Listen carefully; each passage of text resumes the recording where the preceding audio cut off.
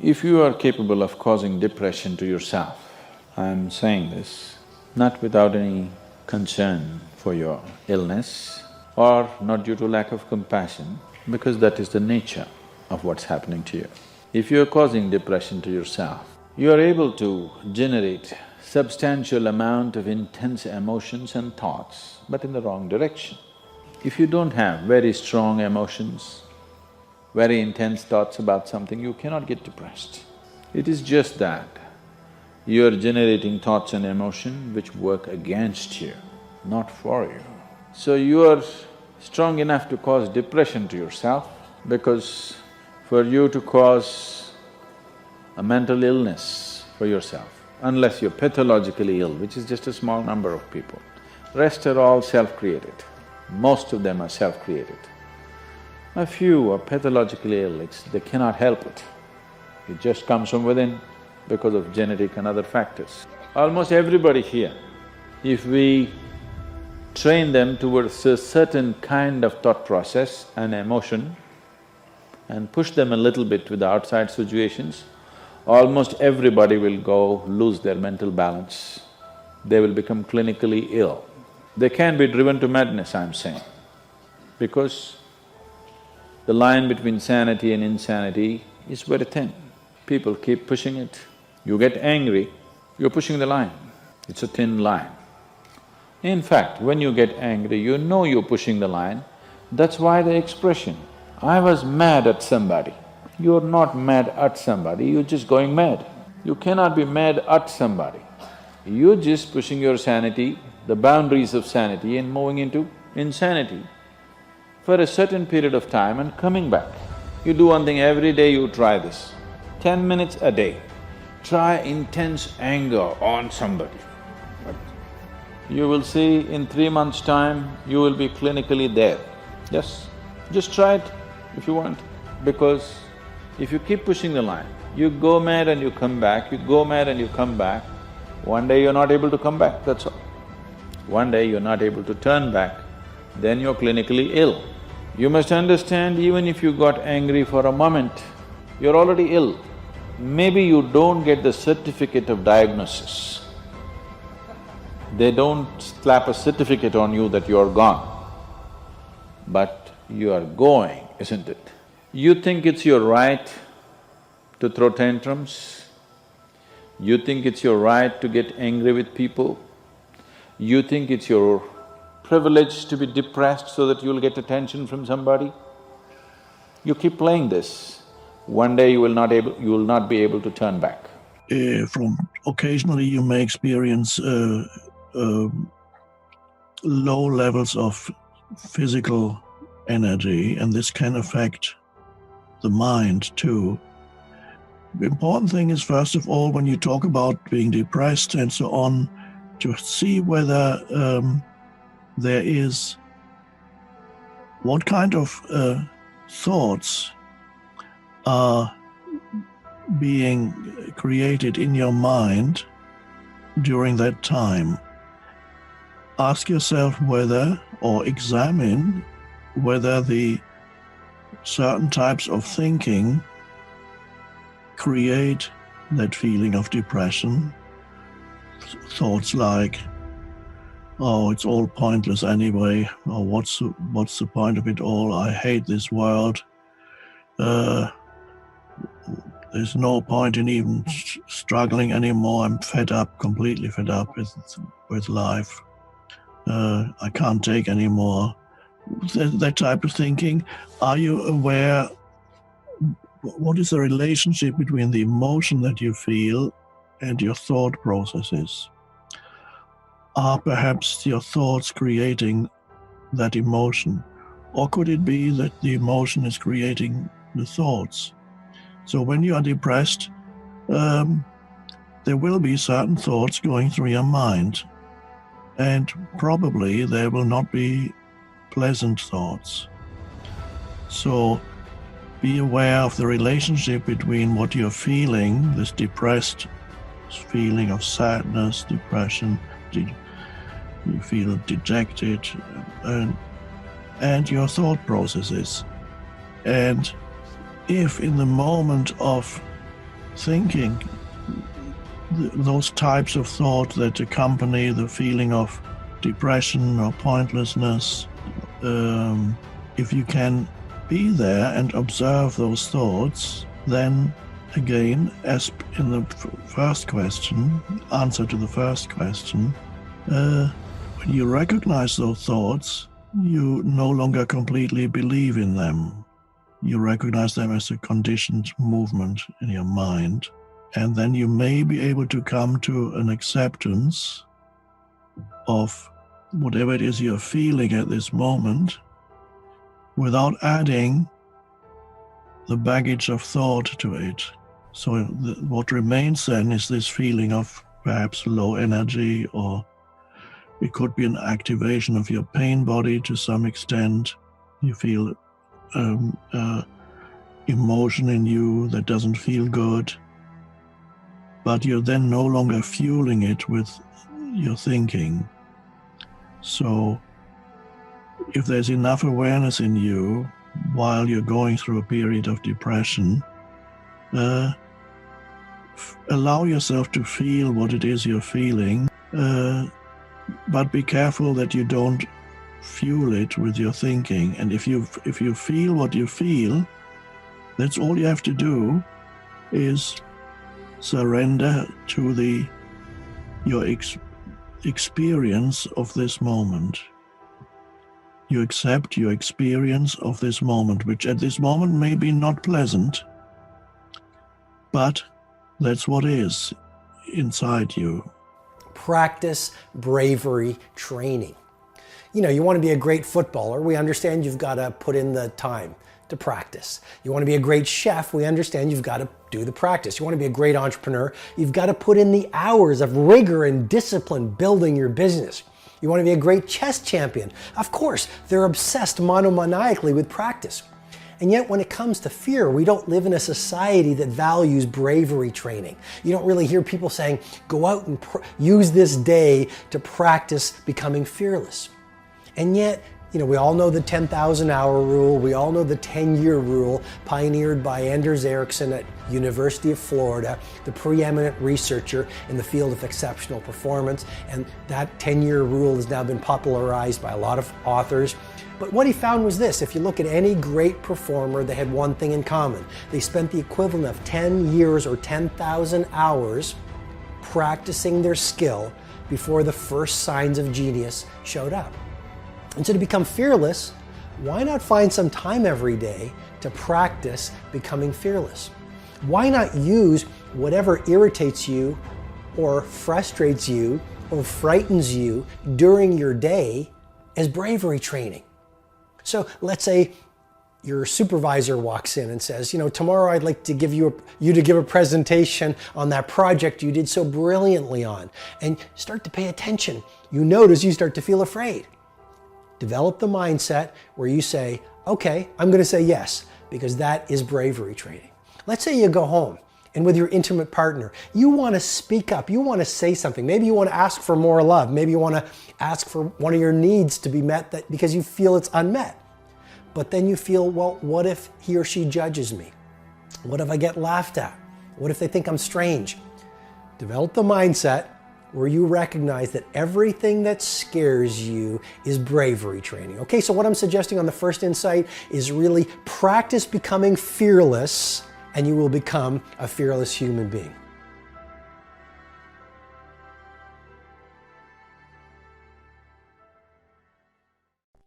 Discipline. If there is a magic word that stands out above all the rest, this is the one: discipline. Discipline is the bridge between thought and accomplishment, the bridge between inspiration and value achievement, the bridge between necessity and productivity. Remember, all good things are upstream. The passing of time takes us a-drifting, and drifting only brings us the negative, the disastrous, the disappointment, and the failure. Failure is not a cataclysmic event. It is not generally the result of one major incident, but rather a long list of accumulated little failings. Failing in life is failing to think today, failing to act today, failing to care, to strive, to climb, to learn, to keep trying day by day. If your goal requires that you write 10 letters today and you write only 3, you are down 7 letters. If you want to make 5 calls and you only make 1, you are down 4 on calls. If your plan calls for saving $10 today and you save none, you're down $10 today. Now the danger is looking at an undisciplined day and concluding that no great harm has been done. It doesn't seem like such a bad day. But add up these days to make a year, and then add up those years to make a lifetime, and perhaps you can now see how repeating today's small failures can easily turn your life into a major disaster. Success, on the other hand, is just the same process in reverse. If you plan to make 10 calls and you end the day making 15, now you're up 5 calls. If you then get up a few on letters, move up the savings numbers, you can see what a massive difference it could make in a year, and what wealth and accomplishment awaits for a lifetime. Discipline is like a set of magic keys that unlocks all the doors of wealth, happiness, sophistication, culture, high self-esteem, pride, joy, accomplishment, satisfaction, and success. The first key to discipline is awareness of the need for and the value of discipline, and especially the discipline to make the changes. What will it take? What must I do? And what must I become to get all I want from my life? The second key is the willingness. More than that, the eagerness to maintain your new discipline deliberately, wisely, consistently. And the third key to discipline is the commitment to master the circumstances of your daily life, to see and harness the opportunities to make something of the sun and the rain, the good as well as what comes in the guise of misfortune. Discipline does many things, but most important of all is what it does for you. It makes you feel better about yourself. Even the smallest discipline can have an incredible effect on your attitude. And the good feeling you get, that surging feeling of self-worth that comes from starting a new discipline, is almost as good as the feeling that comes from the accomplishment of the discipline. Second, a new discipline immediately alters your life direction. You don't change destinations immediately. That is yet to come. But you can change direction immediately, and direction is very important. Third, discipline cooperates with nature. Everything strives. It is a common life function. How tall will a tree grow? As tall as it can. Everything strives to become all it can possibly be, and that striving to become is what discipline is all about. Disciplining ourselves to fulfill our natural potential to become all that we can be. And finally, discipline attracts opportunity. Opportunity is always looking for ambition and skill in action. Discipline taps the unlimited power of commitment. The human will in action, driven by inspiration, enticed by desire, tempered by reason, guided by intelligence, can bring you to that high and lofty place called the good life. Discipline, those unique steps of intelligent thought and activity that put a lid on temper and a faucet on courtesy, that develop positive and control negative, that encourage success and deter failure, that design lifestyle and control frustration, that enhance health and curb sickness, that promote happiness and manage sadness. Discipline, the start and the continuing process that brings all good things. And remember, anyone can start the process. It's not if I could, I would. It's if I would, I could. If I will, I can. So start the new process. You can begin a new habit no matter how small it is. Small isn't important. Whether or not you start and whether or not you continue are all that is important. And don't be deluded by an affirmation. Only affirm what you are truly prepared to do. Many of us delude ourselves with our words into believing that we're making changes and making progress, when in fact our daily activity is taking us in the exact opposite direction of our affirmations. Why would you walk in the opposite direction of your dreams? The man dreams of wealth and walks daily towards certain financial disaster. The man wishes for happiness and thinks the thoughts and commits the acts that take him to certain despair. So to have a prosperous life, start a prosperity plan. To become wealthy, start a wealth plan. Remember, you don't have to be wealthy to have a wealth plan. A person with no means can have a rich plan. If you are ill, start a health plan. If you don't have energy, start an energy plan. If you don't feel good, start a feel-good plan. If you're not smart, start a smart plan. If you can't, start a can plan. If you haven't, start a have plan. Anyone can.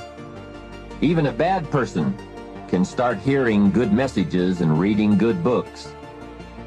Recognize that the start of the better life, the happy life, the wealthy life is today. This is exciting. Both the process and the result can begin today. Start the new journey today. If you think of a new idea, today is the day to begin the discipline of putting that idea into action. Set this day up as a long, busy, exciting start for your new life. Get your first book for your new library today. Begin your new practice of setting goals today.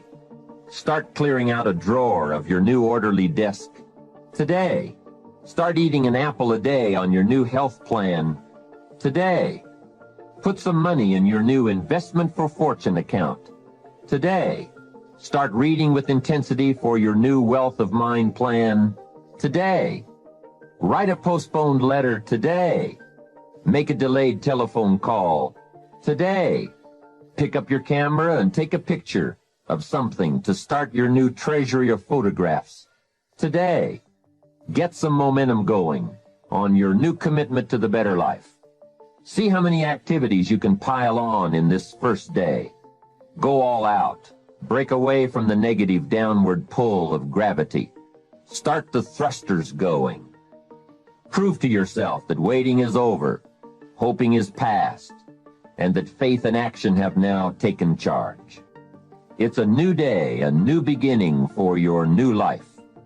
With discipline, you can't believe the list of positive moves you can make in the first day of your new beginning.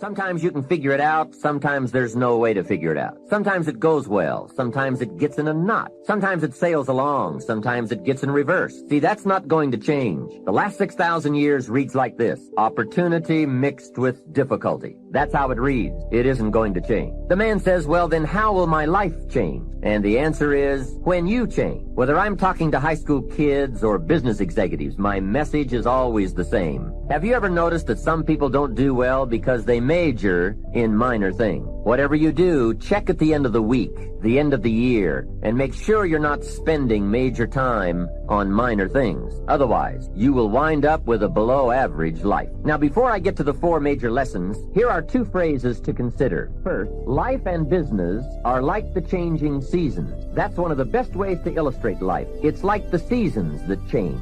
Frank Sinatra sings, life is like the seasons. Here is the second phrase. You cannot change the seasons, but you can change yourself. Now, with those 2 key phrases in mind, here are the 4 major lessons in life to learn. The first is, learn how to handle the winters. They come right after fall with regularity. Some are long, some are short. Some are difficult, some are easy. But they always come right after fall. Remember, it isn't going to change. 2 key phrases in mind, here are the 4 major lessons in life. The first is, learn how to handle the winters. They come right after fall. Regularity. For long, short. Some are easy, but they always come right after fall. It isn't change. Key phrases in mind. Here are the 4 lessons in life. The first is, learn to handle the winters. They come right after fall. Regularity. For long, short. Summer, but they always come right after fall. It isn't change. Key phrases. And here are the 4 lessons in life. The first is, learn to handle the winter. Come right after regularity. For long, short. Summer, but they all right after fall. It isn't change. Key phrases. And here are the learn to handle the winter. Come right after short. Summer, but they all right after fall. Key phrases. And here are the handle the winter. Come right after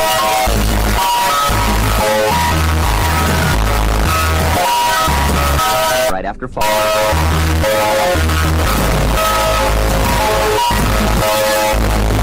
Years that we know of, that's pretty reliable. And what a great place for spring right after winter. If you were going to put it somewhere, that would be the place to put it. God is a genius. Hey, days follow nights. Isn't that terrific? Opportunity follows difficulty. Expansion follows recession. And all with regularity. You can count on it. Everybody has fear. Everybody has fear. But you don't let your fear have you. Tonight, if you're going to do what God has called you to do, you have got to reverse the process. Stop exposing your fear. Bury your fear up under the blood of the cross and the word of Jesus Christ, and lift up your talent and say, this is the day that the Lord has made. And when you switch that process, demons tremble and hell gets nervous. Curses are broken and yokes are destroyed. People are set free and your life is built over again. Do you have the courage? Somebody shout, yes! When God gives you an opportunity, you need to work your magic on it and turn it into something. Brother 5 turned it into 10. Brother 2 turned it into 4. And Brother 1, well, he kind of messed up my story a little bit because he kind of just, what had happened was he never turned his opportunity into anything because of his fear. And the Lord sent me to ask you a question. What are you going to do with what he has given you? What are you going to do with the life he has given you, and the talent he has given you, and the time he has given you, and the influence he has given you, and the gifts he has given you, and the resources he has given you, and the creativity he has given you? What are you going to do with it? What are you going to do with it? There's somebody in the hospital wishing they could be where you are right now. There's somebody on a breathing machine wishing they could be where you are right now. But look at you. I know you got some problems, and I know you got some issues, but you combed your own hair. You got up out of the bed. You brushed your own teeth. You dressed yourself. What are you going to do with what God has given you? Anyway, the story goes on. The master took a journey, went into a far country, and he came back. When he came back, walked up to brother number 5. Brother number 5 said, hey, I've been waiting on you to get back. Got something to show you. Remember when you gave me 5? Shazam! I'm bad. He did that little Michael Jackson thing. 10.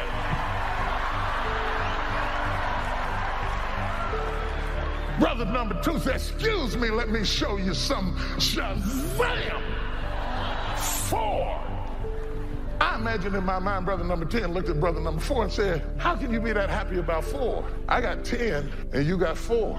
And brother number 4, if he had any sense, would have told brother number 10, I may not have as many as you have, but both of us have 100% increase over where we started. What I want you to see out of that is that God does not expect you to work with what he has not given you. God is not holding you to somebody else's standard. What God is holding you to is to work that thing on your level. You can't sit around and say, I wish I had more. If I had more, I'd do more with it. No, you don't have to give an account for what God gave me or God gave her or what God gave him. You do have to give an account for what God has given you. And rather than to compare yourself with somebody else, you need to work that thing on your level.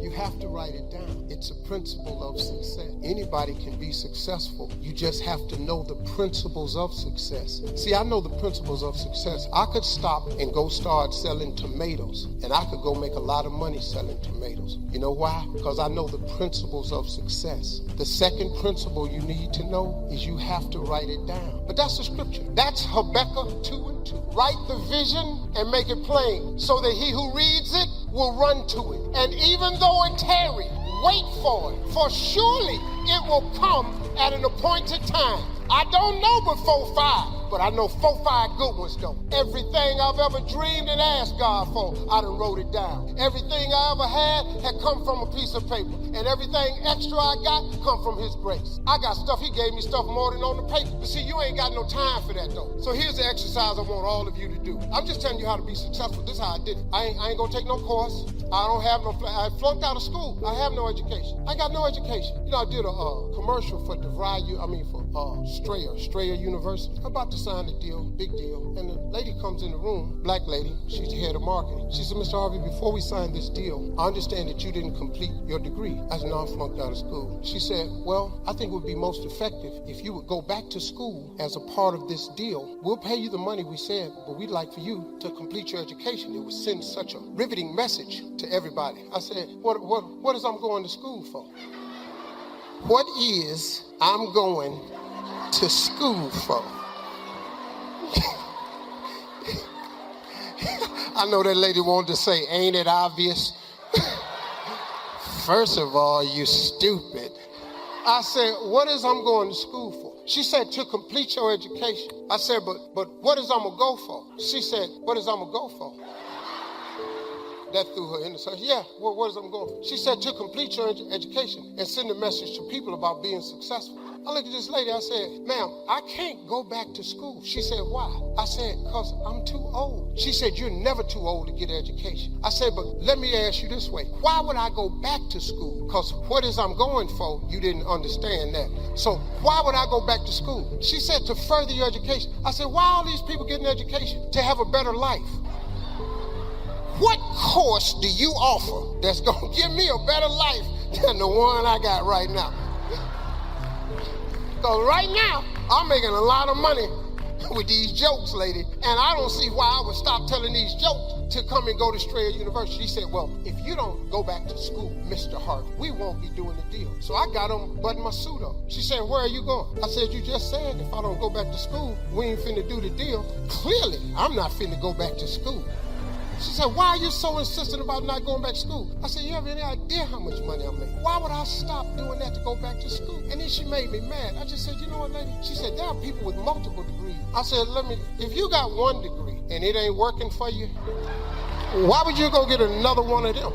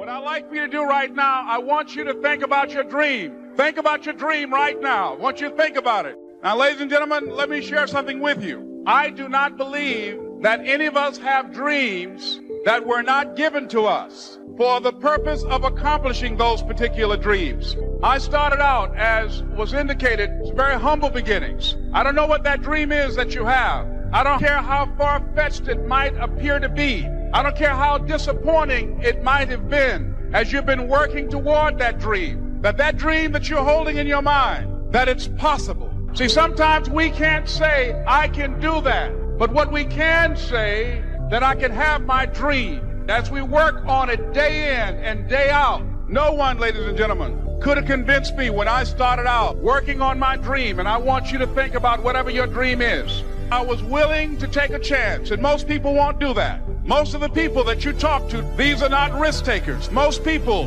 have done all that they're ever going to do. They raise a family, they earn a living, and then they die.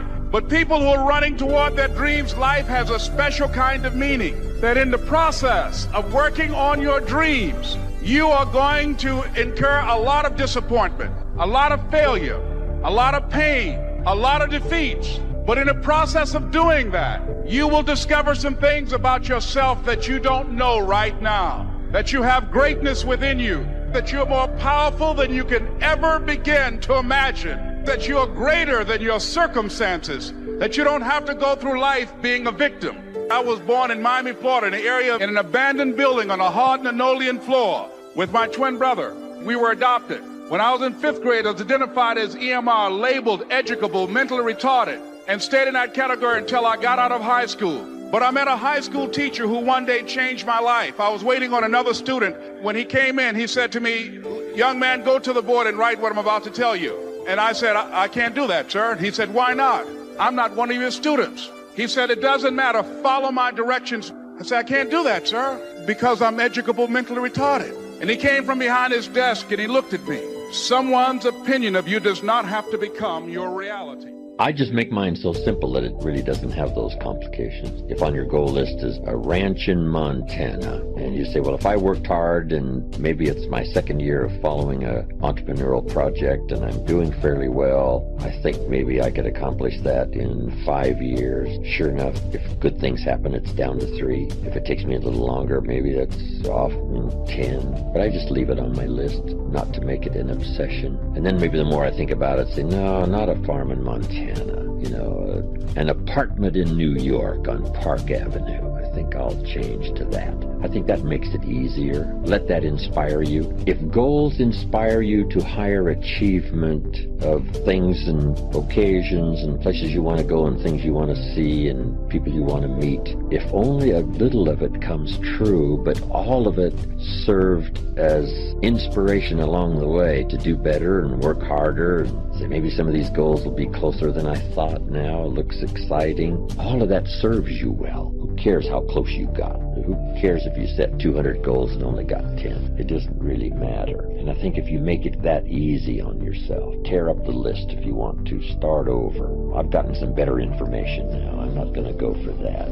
How about something else? I think that's the key. I make it easy. Make a list of what you want and start checking off the things that are easy to get on your list. A lot of little things that you start checking off. And then let the rest of it all unfold. But you might as well dream about, having an upstairs maid and a downstairs maid. If you happen to visit a rich man's home and say, wow, that's the life for me, I'm going to put that on my list. The guy's got a limousine and a driver. You say, wow, someday that's for me. And then later you say, no, this limousine and driver deal, that's not for me. But let it inspire you in the meantime. Why not?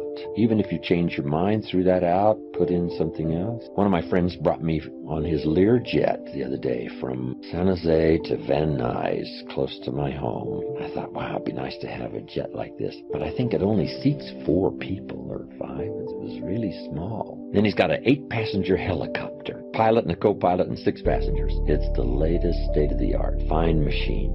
Then I thought I'd like to live in a mansion and have all the stuff. But then I go visit someone who's got the mansion and the security and the servants and the groundskeepers, and this whole house is just almost like chaos. And you have a cup of coffee and you drink it and you can't even set your own coffee cup down. Somebody comes and takes it away. And I say, with my temperament and style, this is really not for me. I've got to live a little more simple life. But for someone else, a house full of servants and groundskeepers and security and the whole entourage, that's for them. But if they wanted it and later changed their mind to live a little more serene life, then that's okay too. Did you ever get that mansion on the hill with all those servants that, yeah, I went for that for a while, but the more I went to some places where people lived like that, the more I thought, no, this is really not for me. Having my fishing line in a tranquil stream in Montana, I think now suits my style a little better. I did a seminar in each city in 13 cities a month. I had the elaborate entourage. It was unbelievable. One day I decided, someday I shall have no office, I shall have no secretary, I shall be free. And sure enough, that day finally arrived. People ask me now, what is your email address? And I say, I do not have one. I do have a website that someone else runs, but I have really simplified my life. A company that I do a lot of business with around the world asked me, do you want an office? I said, no. I said, do you want a secretary? I said, no. Then I did say once, yes, I'm going to have the satellite and put a fax machine in my motorhome so that I can be in touch but out of reach. I want somebody to say, yes, you can contact him, but you can't find him for a while. He's not gone forever, but he's gone for a while. So I do seek solitude, chances to get away. My farm in Idaho, overlooking Snake River, is a great place to get away and deal in agriculture and build a few homes. A little change of pace from flying all around the world. It's exciting for me. But for now, right, I have no office and no secretary and no email address, and so I managed to escape most of it. And I think you just have to really make the hard and fast decisions. I did a speech one time, and the title of my speech was, Today I Am a Wealthy Man. Didn't have much to do with money, but here's what I said. I want you to jot these notes down. Here was number one. I said I'm wealthy because of my heritage, my parents, my grandparents. My grandmother studied nutrition, passed it on to my mother. Back in those days when my mother studied and practiced nutrition, she was called like a health nut, right? Do you go back that far, right? Your parents or grandparents? They were called health nuts. They were studying vitamins and they were studying this.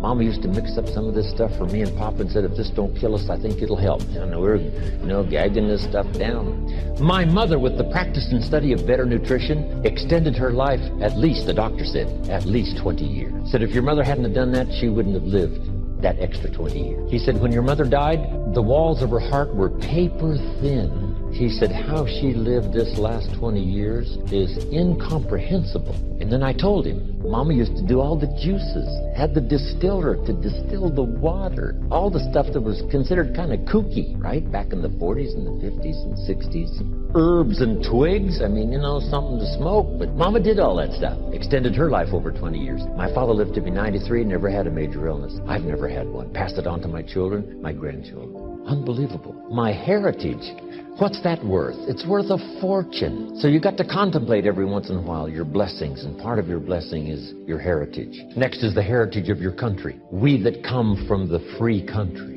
engaging in enterprise to start with $1 and make a fortune, become a millionaire. What value is that heritage? It's unbelievable. We enjoy the benefit of courts we didn't start. We enjoy the benefit of laws we didn't create. We enjoy the benefit of learning institutions we didn't found. We enjoy the benefit of medicine we didn't discover. Wow. Heritage.